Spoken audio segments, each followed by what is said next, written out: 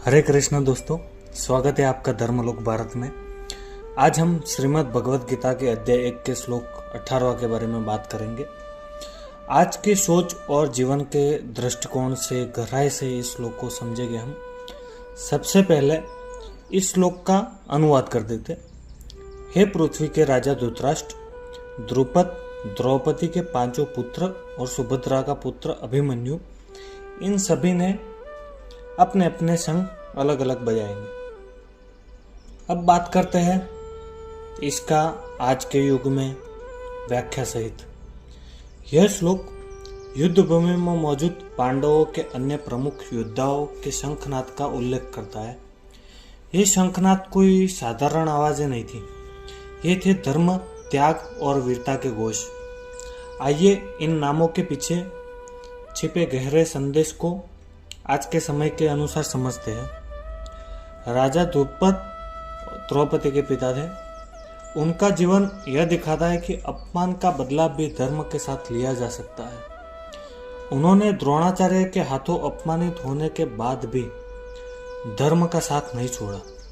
उन्होंने पुत्र धृष्टद्युम्न और पुत्री द्रौपदी को महान कार्यों के लिए जन्म दिया। अगर आपको अपमानित किया गया है तो बदला हिंसा से नहीं बल्कि कर्म, उद्देश्य और धर्म से लीजिए। अब बात करते हैं द्रौपदी के 5 पुत्र। युधिष्ठिर का पुत्र का नाम था प्रतिविंद, भीम के पुत्र का नाम था श्रुतकीर्ति, अर्जुन के पुत्र का नाम था शतानिक, नकुल के पुत्र का नाम था श्रुतसेन और सहदेव के पुत्र का नाम था सुतसुमा। ये 5 युवा योद्धा थे। अभी बाल्यावस्था से बाहर ही निकल रहे थे, लेकिन धर्म के युद्ध में पीछे नहीं हटे लोग। युवा पीढ़ी अगर सच्चाई, नैतिकता और जिम्मेदारी के साथ खड़ी हो तो देश, समाज और परिवार को कोई नहीं हरा सकता। यह भी एक संदेश है कि आपकी संतानें कैसे होंगी, यह इस पर निर्भर करता है कि आप उन्हें किन मूल्यों पर पालते हैं। अभिमन्यु अर्जुन और सुभद्रा का पुत्र एक अद्भुत योद्धा थे। 16 साल की उम्र में वे महायुद्ध में सबसे कठिन रणनीति चक्रव्यूह में घुसे और वीरगति को प्राप्त हुए।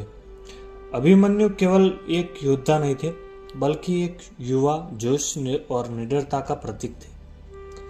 अगर हम इसको आज की सीख के बारे में बताएं तो यदि आपको पूरी जानकारी नहीं है, फिर भी अगर आप सत्य और न्याय के लिए लड़ रहे हैं तो आपका बलिदान व्यर्थ नहीं जाता।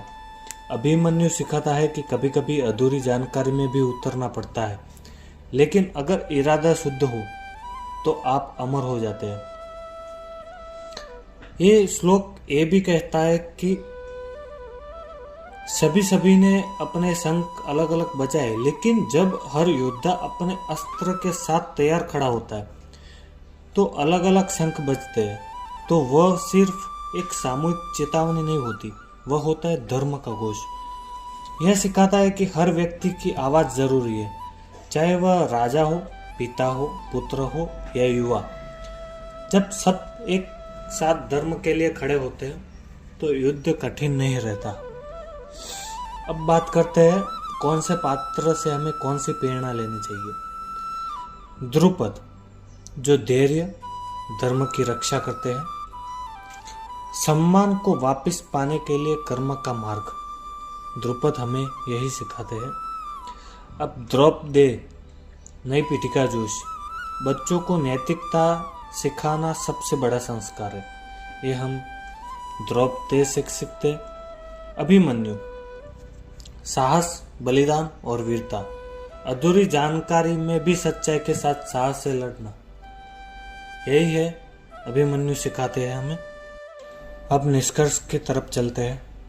जब राजा, पिता, पुत्र और युवा सभी एक साथ धर्म के लिए खड़े हो तो कोई अधर्म की सेना टिक नहीं सकती। यही हमारे ये 18वें श्लोक की सार है पूरा, कि धर्म का साथ देने वाले हर किसी की भूमिका अमूल्य है।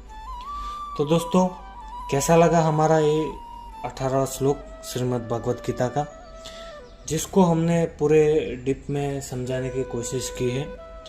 आप हमें कमेंट में बताइए आपको ये कैसा लगा, क्योंकि जब कोई हमको बताता है कि हाँ भाई सही बना रहे हो तो हमको मोटिवेशन मिलता है, और यही हम आगे भी यही करने वाले हैं, यही बनाने वाले हैं। हमारा टारगेट है 700 श्लोक को उसके तात्पर्य के साथ आपको समझाना। तो चैनल को सब्सक्राइब करिए, लाइक करिए और बने रहे हमारे साथ। जय श्री कृष्ण।